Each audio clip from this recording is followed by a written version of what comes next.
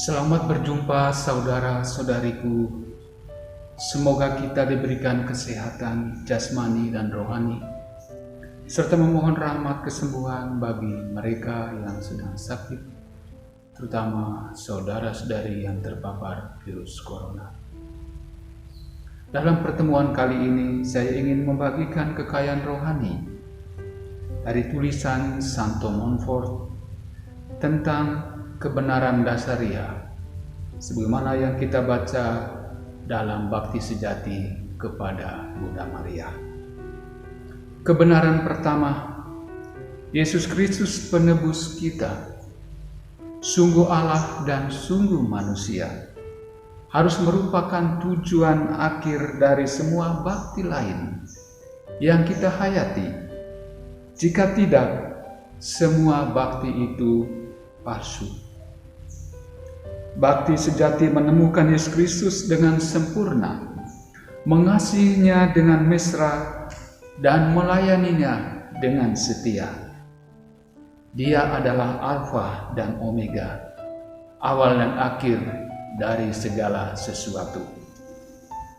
Kebenaran kedua, berdasarkan arti Yesus bagi kita, harus disimpulkan bahwa kita bukanlah milik kita. Santo Paulus berkata, tapi seluruh diri kita adalah miliknya, sebagai anggota-anggotanya dan hamba-hambanya, yang telah dia beli dengan tak terhingga, mahalnya dengan harga seluruh darahnya. Kebenaran ketiga, perbuatan-perbuatan kita yang terbaik biasanya dinodai dan dibuat busuk oleh dasar yang buruk yang ada dalam diri kita.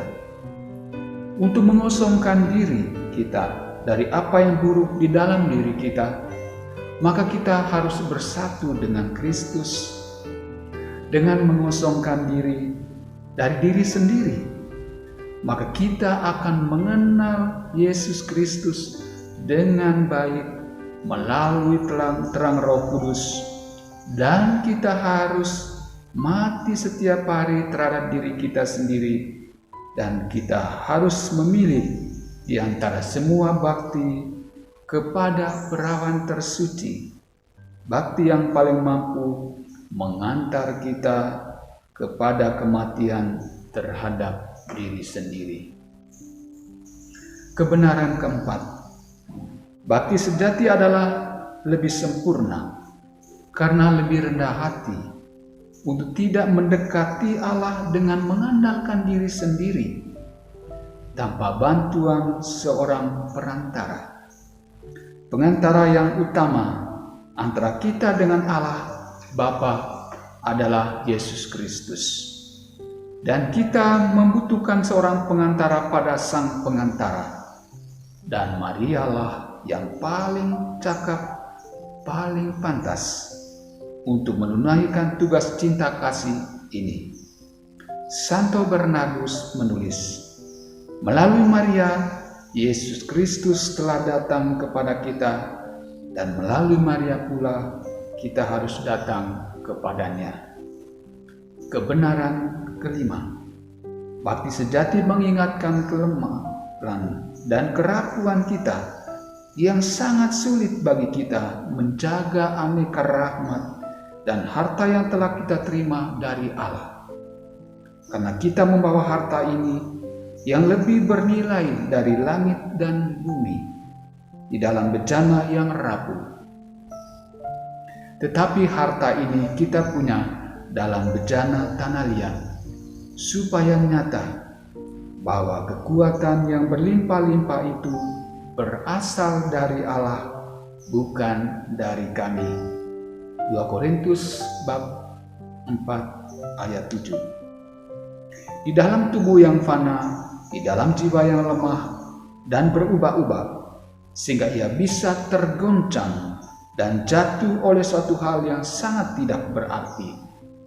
Santo Bernardus dan Santo Bonaventura mengatakan bahwa untuk naik sampai kepada Allah, kita memiliki 3 tingkat. Pertama, yang paling dekat dengan kita dan paling sesuai dengan kemampuan kita adalah Maria. Yang kedua adalah Yesus Kristus, dan yang ketiga adalah Allah Bapa. Untuk pergi kepada Yesus, kita harus pergi kepada Maria. Dialah perantara doa syafaat kita. Untuk pergi kepada Allah Bapa yang kekal, kita harus pergi kepada Yesus. Dialah pengantara penebus kita. Maria adalah hamba Allah. Seorang hamba sangat bergantung sepenuhnya pada orang lain selama seluruh hidupnya melayani tuannya, tanpa mengharapkan upah atau balas jasa. Santo Montfort mengatakan, perhambaan atau perbudakan mengungkapkan hubungan seorang beriman dengan Yesus Kristus di bawah bimbingan Roh Kudus. Dalam perhambaan semacam itu terdorong karena kemauan sendiri, sehingga hubungan itu ditandai dengan semangat ketaatan dan ketergantungan untuk selamanya dan dalam segala sesuatu, namun dalam semangat sebagai seorang anak yang penuh dengan cinta seperti yang telah dihayati Yesus dalam misteri perhambaan dirinya melalui penjelmaan dan salib. Ini merupakan jawaban seorang beriman terhadap cinta Allah yang telah dinyatakannya dalam diri Yesus Kristus. Pertukaran yang mengagumkan dari cinta dalam perhambaan ini mengantar manusia kepada sebuah pembebasan batinia yang besar, yang adalah kebebasan anak-anak Allah. Perhambaan itu dapat dikategorikan 3. Pertama adalah perhambaan karena kodrat, berlaku untuk seluruh makhluk sebagai hamba Allah, bahwa secara kodrat semua ciptaannya adalah hamba Allah, artinya mengabdi kepada Allah.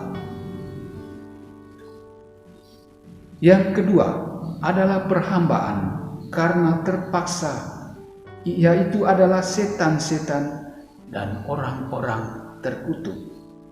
Ketiga, perhambaan karena kemauan sendiri adalah orang-orang benar dan orang-orang kudus. Perhambaan ini adalah perhambaan yang tersempurna dan termulia bagi Allah. Ia memandang hati dan memikat hati, dan yang disapa Allah dari hati, atau Allah dari kemauan yang penuh kasih.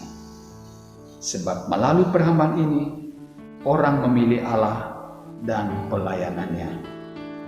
Perhambaan adalah soal menjadi milik atau tergantung secara total, melekat erat dan bersatu secara mesra dengan Yesus yang hidup dalam Maria di bawah bimbingan Roh Kudus dengan kebebasan dan cinta. Tuhan memberkati kita.